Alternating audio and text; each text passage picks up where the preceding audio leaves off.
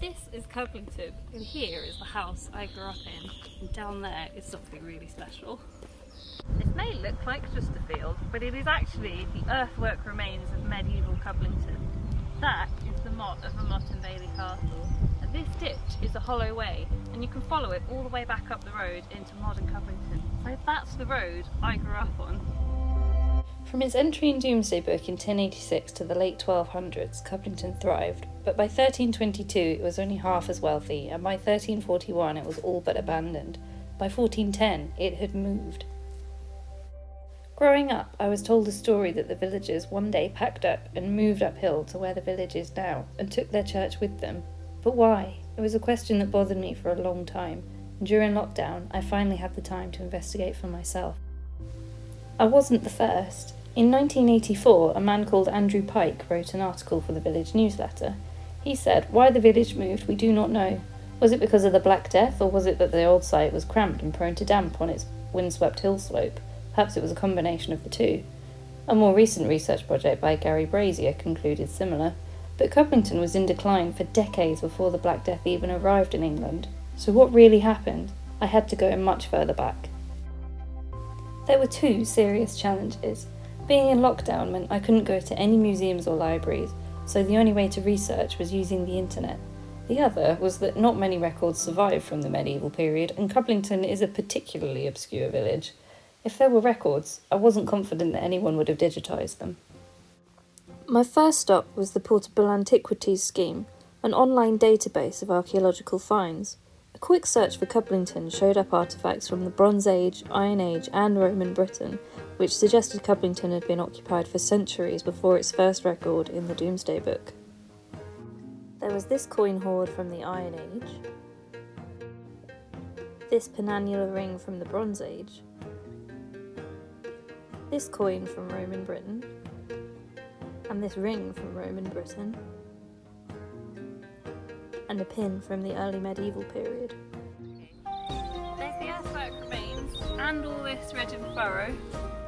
And Gary Brazier's article included maps with surveys of the site from 1924 and 1984. And obviously I could walk around it myself. I took my dog there every day during lockdown. There was also Google Earth. Aerial archaeology is one of the best ways to get a sense of the site at Cublington, which for Andrew Pike in '84 would not have been possible. The only way of doing aerial archaeology before 2001 was to take pictures from a plane. And a study done by Cambridge University in the 1950s did exactly that. They recorded deserted medieval villages like Cublington in this book. I couldn't find any digital copies, but I did find an entire database of the images. These older images gave me a good comparison point for what I could see on Google Earth. Google Earth itself has a feature where you can compare over time, from surveys for the Second World War to 2009, which has the best view of the earthworks because of the shadows at sunset. But if you don't know what you're looking at, lumps and bumps in a field don't tell you very much. For that, I went to Historic England's digital version of the list. Home ground is a scheduled ancient monument, so there's plenty of information online about the site. And that picture is mine, by the way. I submitted it to the digital list. There's an explanation of all the lumps and bumps in the field. So let me map it out. Here's the motte of the old castle, and here's its moat. This is a possible line for the old bailey, and here's the animal pens and a fish pond. Here's the site of the old church, and there's the hollow ways. The listing also confirmed my own suspicions. The beacon appears to overlie evidence of earlier land use and to have prompted the location of the church and development of the associated village. It also said that Cublington's curious history of abandonment and subsequent revival is most unusual and of particular interest. I knew it was a good mystery. To make sense of the archaeological evidence, I needed documentary evidence. There was a surprising amount online. An obvious place to start was Open Domesday, where I could read both the original and modern translation of the Domesday entry for Cublington. This website also gives stats, and says that Cublington was slightly larger than average.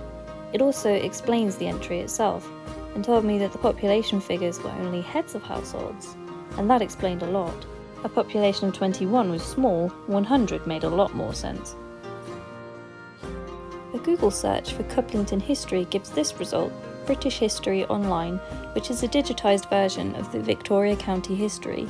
This summarises everyone who owned Cublington from 1066 to long past when the village moved.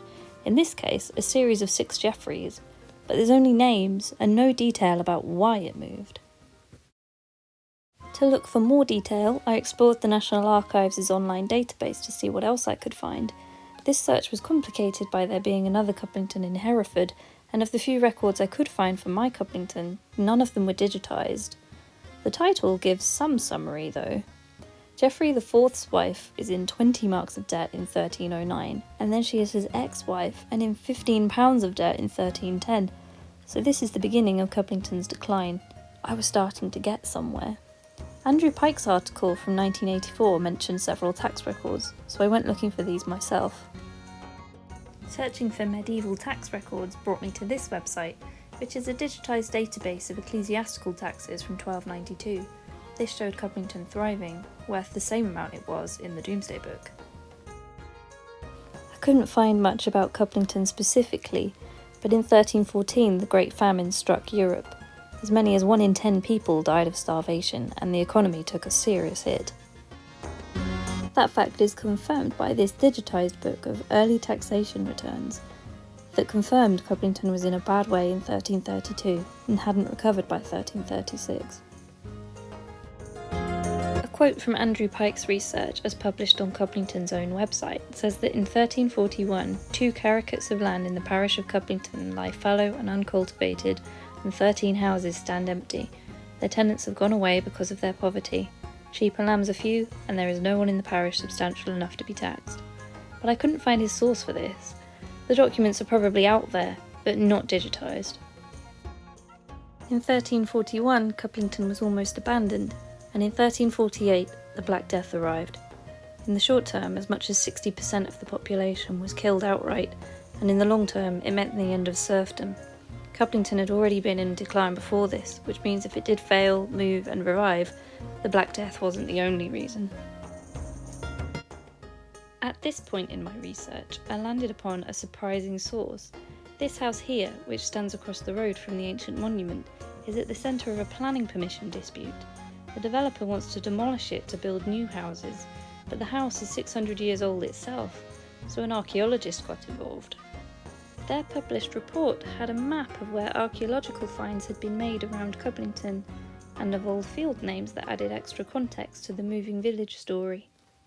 From 1341 onward, there's a blank spot in the records, at least online, but we do know for sure that the church moved at some point between 1341 and 1410, because it says so on a bronze plaque in the church. When I did this research, I was making the same assumptions as everyone else, that the village moved when the church did, but I was starting to have my suspicions. Let's map it out. Here are the rough locations of where the artefacts were discovered. Here are the medieval earthworks and some of the ridge and furrow. Historic field names and records suggest a windmill used to be here and some clay pits here. Here is the new church and the old church. And these markers represent some of the older buildings in the village. From the map you can see it's all roughly in the same area. Cublington may not have moved at all, but there are still plenty of questions left unanswered. Advances in technology made it possible for me to find out what I did without ever actually leaving my house. Google Earth and all these digitised records, databases and books mean what would have taken me potentially years of library, archive and museum visits took me only a few weeks of online digging. But even then, not everything was digitised, and that could change in future. There could be someone in another 20 years who does this research and gets more answers than I did, and I hope someone does. I would never have thought to look into it if not for these earthwork remains preserved here for 1,000 years. I researched this during a plague of our own, using technology that the medieval people of Cublington could only have imagined, and the story I uncovered was one of resilience, change and community. I've since moved away from Cublington, but this will always be my home in some way.